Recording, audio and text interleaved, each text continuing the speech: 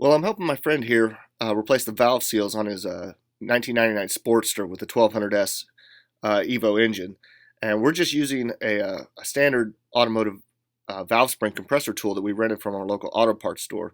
Now, there is a better tool available that Harley recommends, but if you have a buddy to help you with this, it is quite easy to use these sort of primitive valve spring compressor tools. Now, what I'm doing right here is with these tools, they have a tendency to spring open if you're not careful. So I put that zip tie on there to hold those little jaws in place so that if something happens, that tool isn't going to fly off of the cylinder head and hit me in the face. Now this engine has a dual spring setup, and really the only thing that we've compressed is that larger outer spring. What we're doing right now is we're getting the valve keepers pulled out from around the valve stem.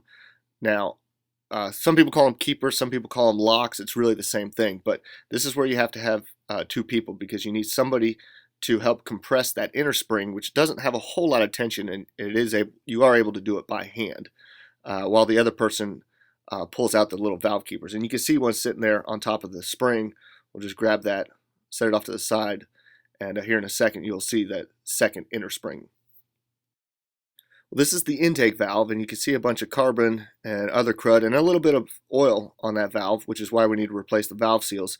So now's a good time, since you got them out, just clean that crap off. It'll make the engine run a little bit better, and it's pretty easy to do with just a little wire wheel. And this is the old valve seal, and to get them out, I just use a pair of pliers, very, very lightly grip the valve seal, and just kind of rotate it a little bit. You don't need to put a lot of force into this, and it should come out fairly easily.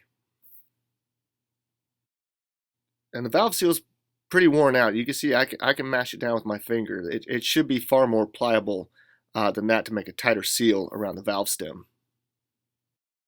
This is one of the new valve seals, and I'm just getting it ready to be installed, lubing it up with just a little bit of motor oil.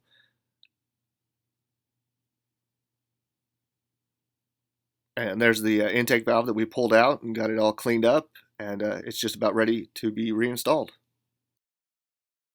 Now is a good time to put a little bit of a carb cleaner on a rag and clean out the intake runner. Since we did have bad valve seals, we have a little bit of motor oil in there, so we need to clean that out so it doesn't smoke anymore. With just a light coating of motor oil on the valve stem, we're ready to reinstall the valve. Now this is a step out of the Harley repair manual. We need to put something around the groove in the valve stem where the keepers attach.